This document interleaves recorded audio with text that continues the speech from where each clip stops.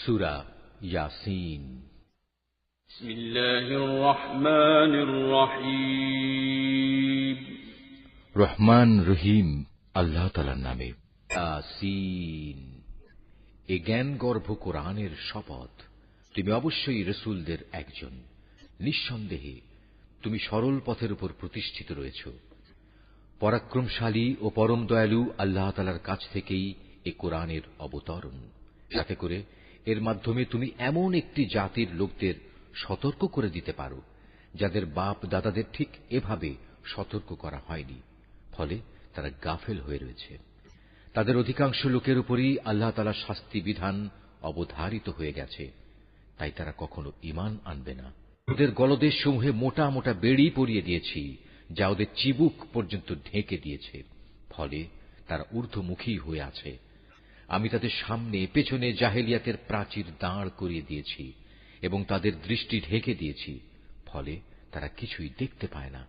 এই অবস্থায় তুমি তাদের আল্লাহর আযাব সম্পর্কে সাবধান করো বা না করো, উভয়টাই তাদের জন্য সমান কথা। তারা কখনোই ঈমান আনবে না। তুমি তো কেবল এমন লোককেই সতর্ক করতে পারো যে আমার উপদেশ মেনে চলে এবং সে অনুযায়ী দয়াময় আল্লাহ তাআলাকে না দেখে ভয় করে। হ্যাঁ, যে আল্লাহ তাআলাকে ভয় করে তাকে তুমি ক্ষমা ও মহা প্রতিদানের সুসংবাদ দান করো। আমি মৃতকে জীবিত করি, যা কিছু তারা নিজেদের কর্মকাণ্ডের চিহ্ন হিসেবে এই পৃথিবীতে ফেলে আসে, সেগুলো সবই আমি যথাযথভাবে লিখে রাখি। প্রতিটি জিনিস আমি একটি সুস্পষ্ট কিতাবে গুণে গুণে সংরক্ষিত করে রেখেছি। হে নবী, এদের কাছে তুমি একটি জনপদের দৃষ্টান্ত পেশ করো, যখন তাদের কাছে আমার পক্ষ থেকে কয়েকজন রাসূল এসেছিল। যখন আমি তাদের কাছে দুজন রাসূল পাঠিয়েছি, তখন তারা এদের উভয়কেই অস্বীকার করেছে। এরপর আমি তৃতীয় একজন নবী দিয়ে তাদের সাহায্য করেছিলাম। অতঃপর তারা সবাই তাদের কাছে এসে বলল, আমরা অবশ্যই তোমাদের কাছে রাসূল হিসাবে আবির্ভূত হয়েছি। কথা শুনে তারা বলল, তোমরা তো দেখছি আমাদের মতো কতিপয় মানুষ ছাড়া আর কিছুই নাও। আসলে দয়াময় আল্লাহ তাআলা আমাদের জন্য কিছুই পাঠাননি, তোমরা অযথাই মিথ্যা কথা বলছ। তারা বলল, আমাদের মালিক একথা ভালো করেই জানেন, আমরা হচ্ছি অবশ্যই তোমাদের কাছে পাঠানো তাঁর কয়েকজন রাসূল। তোমাদের কাছে সুস্পষ্ট করে আল্লাহর বাণী পৌঁছে দেওয়া ছাড়া আমাদের আর কোনো দায়িত্ব নেই। তারা বলল, কিন্তু আমরা তো তোমাদেরই আমাদের সব অমঙ্গলের কারণ মনে করি। যদি তোমরা এখন এসব কাজ থেকে ফিরে না আসো, তাহলে আমরা অবশ্যই তোমাদের পাথর মারব। উপরন্তু তোমাদের অবশ্যই আমাদের কাছ থেকে আরো কঠিন শাস্তি স্পর্শ করবে। তারা বলল, তোমাদের দুর্ভাগ্য অকল্যাণ তো তোমাদের সাথেই লেগে আছে। এটা কি তোমাদের কোনো অমঙ্গলের কাজ যে তোমাদের ভালো কাজের কথা স্মরণ করিয়ে দেয়া হচ্ছে? আসলে তোমরা হচ্ছ একটি সীমা লঙ্ঘনকারী জাতি। এমন সময় নগরীর প্রান্ত থেকে এক ব্যক্তি এদের কাছে ছুটে এলো এবং সবাইকে বলল, হে আমার জাতির লোকেরা, তোমরা আল্লাহর এ রাসূলদের অনুসরণ করো এমন এক রাসূলের যে তোমাদের কাছে হেদায়েতের বিনিময়ে কোনো প্রকার প্রতিদান চায় না। আসলে যারাই তার অনুসরণ করবে তারাই হবে হেদায়েত প্রাপ্ত। আমার জন্য এমন কি অজুহাত থাকতে পারে যে যিনি স্বয়ং আমাকে পয়দা করেছেন এবং যার দিকে তোমাদের সবাইকে একদিন ফিরে যেতে হবে, আমি তার ইবাদত করব না? আমি কি তাকে বাদ দিয়ে অন্য কোনো মাবুদ গ্রহণ করতে যাব? অথচ দয়াময় আল্লাহ তাআলা যদি আমার কোনো ক্ষতি করতে চান, তাহলে ওদের কোনো সুপারিশই তো আমার কোনো কাজে আসবে না, না তারা কেউ আমাকে ক্ষতি থেকে উদ্ধার করতে পারবে। এ সত্ত্বেও যদি আমি এমন কিছু করি, তাহলে আমি সুস্পষ্ট গুমরাহিতে নিমজ্জিত হয়ে যাব। আমি তো এ গুমরাহির বদলে তোমাদের মালিকের উপরই ঈমান এনেছি। অতএব তোমরা আমার কথা শোনো। এ ব্যক্তিটির আল্লাহর পথে নিহত হওয়ার পর তাকে বলা হলো, যাও, তুমি গিয়ে এবার জান্নাতে প্রবেশ করো।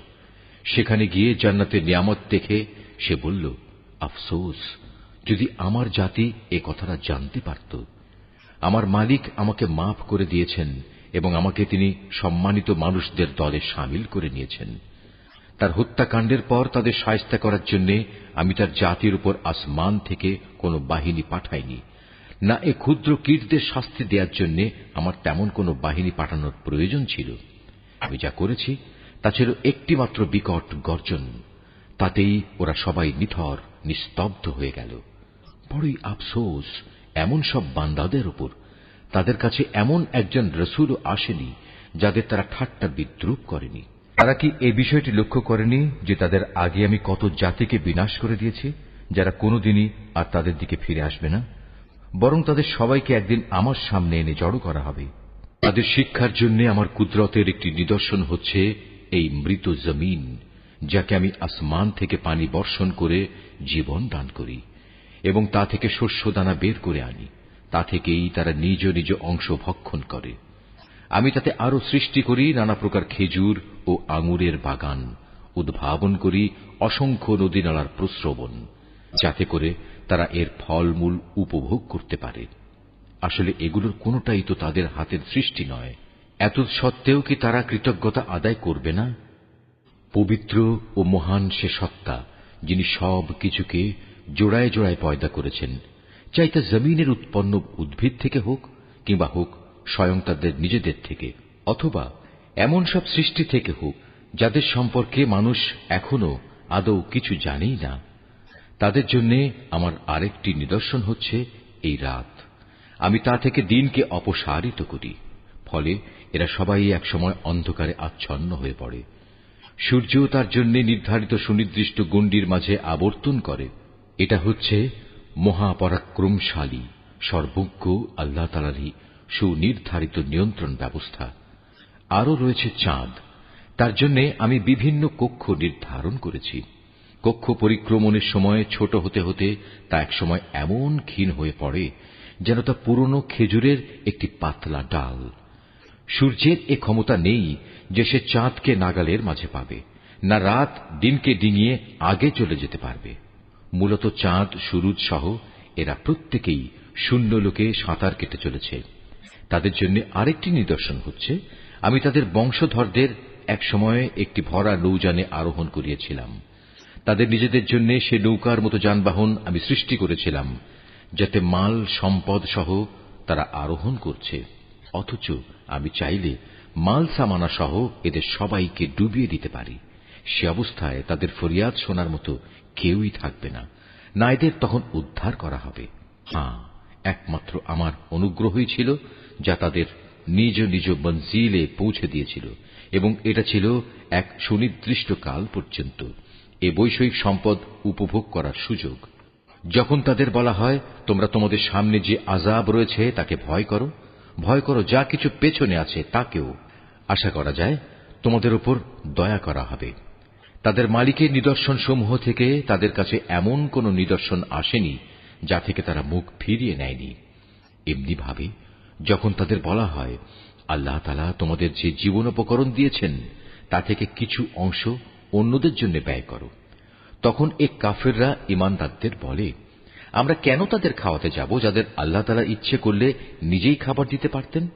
হে নবী, তুমি বলো, আসলেই তোমরা সুস্পষ্ট গুমরাহিতে নিমজ্জিত আছো। তারা বলে, তোমরা যদি সত্যবাদী হও তাহলে বলো, কিয়ামতের এ প্রতিশ্রুতি কবে পূর্ণ হবে? এসব প্রশ্নের মাধ্যমে এরা আসলে যে বিষয়টির জন্য অপেক্ষা করছে তা তো হবে একটি মহা গর্জন। তা এদের হঠাৎ করে পাকড়াও করবে, এবং তখনও দেখা যাবে তারা এ ব্যাপারে বাক বিতণ্ডা করেই চলেছে। এই সময় তারা শেষ ওসিয়তটুকু পর্যন্ত করে যেতে সক্ষম হবে না, না তাদের আপন পরিবার পরিজনদের কাছে আর কোনোদিন ফিরিয়ে আনা হবে। যখন দ্বিতীয়বার সিঙায় ফুৎকার দেওয়া হবে, তখন মানুষগুলো সব নিজেদের কবর থেকে বেরিয়ে নিজেদের মালিকের দিকে ছুটতে থাকবে। তারা হতভম্ব হয়ে একে অপরকে বলবে, হায় কপাল আমাদের, কে আমাদের ঘুম থেকে এমনি করে জাগিয়ে তুলল? এ সময় ফেরেশতারা বলবে, এ হচ্ছে তাই কিয়ামত। দয়াময় আল্লাহ তাআলা তোমাদের কাছে যার ওয়াদা করেছিলেন, নবী রসুলরাও এ ব্যাপারে সত্য কথা বলেছিলেন। মূলত এ কিয়ামত অনুষ্ঠানটি সিঙার এক মহা গর্জন ছাড়া আর কিছুই নয়। এই গর্জনের পর সাথে সাথে সবাইকে হাসরের ময়দানে আমার সামনে এনে হাজির করা হবে। অতঃপর ঘোষণা হবে, আজ কারো প্রতি বিন্দু মাত্র জুলুম করা হবে না। আজ তোমাদের শুধু সেইটুকুই প্রতিদান দেয়া হবে যা তোমরা দুনিয়ায় করে এসেছ। সেদিন অবশ্যই জান্নাতের অধিবাসীরা মহা আনন্দে বিভোর থাকবে। তারা এবং তাদের সঙ্গী সঙ্গিনীরা আরশের সুশীতল ছায়ায় সুসজ্জিত আসনের উপর হেলান দিয়ে বসে থাকবে। সেখানে তাদের জন্য মজুদ থাকবে নানা প্রকারের ফলমূল, আরো থাকবে তাদের জন্য তাদের কাঙ্ক্ষিত ও বাঞ্ছিত সব কিছু। পরম দয়ালু মালিকের পক্ষ থেকে তাদের স্বাগত জানিয়ে বলা হবে, তোমাদের উপর সালাম বর্ষিত হোক। অপরদিকে পাপীদের বলা হবে, হে অপরাধীরা, তোমরা আজ আমার ইমানদার বান্দাদের কাছ থেকে আলাদা হয়ে যাও। হে বনি আদম, আমি কি তোমাদের এ মর্মে নির্দেশ দেইনি যে তোমরা শয়তানের গোলামি করো না? কেননা সে হচ্ছে তোমাদের প্রকাশ্য দুশমন।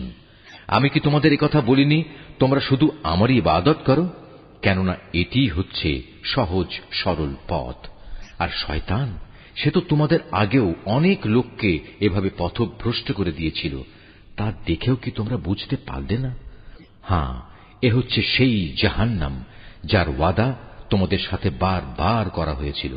আজ সবাই মিলে তাতে গিয়ে প্রবেশ করো, যাকে দুনিয়ার জীবনে তোমরা অস্বীকার করছিলে। আজ আমি তাদের মুখের উপর ছিপি এঁটে দেব। আজ তাদের হাতগুলো আমার সাথে কথা বলবে, তাদের পাগুলো আমার কাছে সাক্ষ্য দেবে এরা কি কাজ করে এসেছে। অথচ আমি যদি চাইতাম, দুনিয়ায় আমি এদের চোখ থেকে দৃষ্টিশক্তি বিলোপী করে দিতাম। তেমনটি করলে তুমিই বলো, এরা কিভাবে তখন চলার পথ দেখে নিত? তাছাড়া যদি আমি চাইতাম, তাহলে কুফরির জন্য তাদের নিজ নিজ জায়গায় তাদের আকৃতি বিনষ্ট করে দিতে পারতাম। সে অবস্থায় এরা সামনের দিকেও যেতে পারত না, আবার পেছনেও ফিরে আসতে পারত না। যাকেই আমি দীর্ঘ জীবন দান করি, তাকেই আমি সৃষ্টিগত দিক থেকে তার প্রাথমিক অবস্থায় ফিরিয়ে নিয়ে যাই। এটা দেখেও কি তারা বুঝতে পারে না কে তাদের দেহে এ পরিবর্তনগুলো ঘটাচ্ছে? তোমরা এও জেনে রেখো, আমি এ রসুলকে কাব্য রচনা শেখাইনি, এবং এটা তার নবী মর্যাদার পক্ষে শোভনীয় নয়। আর তার আনিত গ্রন্থ তা তো হচ্ছে একটি উপদেশ ও সুস্পষ্ট কোরআন। এতে করে সে তা দ্বারা যে অন্তর্জীবিত তাকে জাহান্নামের ব্যাপারে সতর্ক করে দিতে পারে, এবং যা দ্বারা কাফেরদের উপর শাস্তির ঘোষণা সাব্যস্ত হয়ে যায়। এরা কি লক্ষ্য করে না, আমার নিজের হাত দিয়ে বানানো জিনিসপত্রের মধ্যে থেকে আমি তাদের কল্যাণের জন্য পশু পয়দা করেছি, আর এখন তারা নাকি এগুলোর মালিক হয়ে বসেছে। অথচ আমি এগুলো তাদের বশীভূত করে দিয়েছি। এর কিছু হচ্ছে তাদের বাহন, আর কিছু এমন যার গোশত থেকে তারা খাদ্য গ্রহণ করে। এর জন্য তার মধ্যে আরো উপকারিতা রয়েছে পানীয় বস্তুও। তবু কি তারা তার শুকর আদায় করে না, যিনি তাদের এগুলো দান করেছেন? এ সত্ত্বেও তারা আল্লাহ তাআলার বদলে অন্যদের মাবুদ বানায়, তাও এই আশায় তাদের পক্ষ থেকে এদের সাহায্য করা হবে। অথচ তারা তাদের কোন রকম সাহায্য করার ক্ষমতাই রাখে না, বরং কিয়ামতের দিন তাদের সবাই দলবদ্ধভাবে জাহান্নামে এসে জড়ো হবে। অতএব হে নবী, এদের এসব জাহেলি কথাবার্তা যেন তোমাকে উদ্বিগ্ন না করে।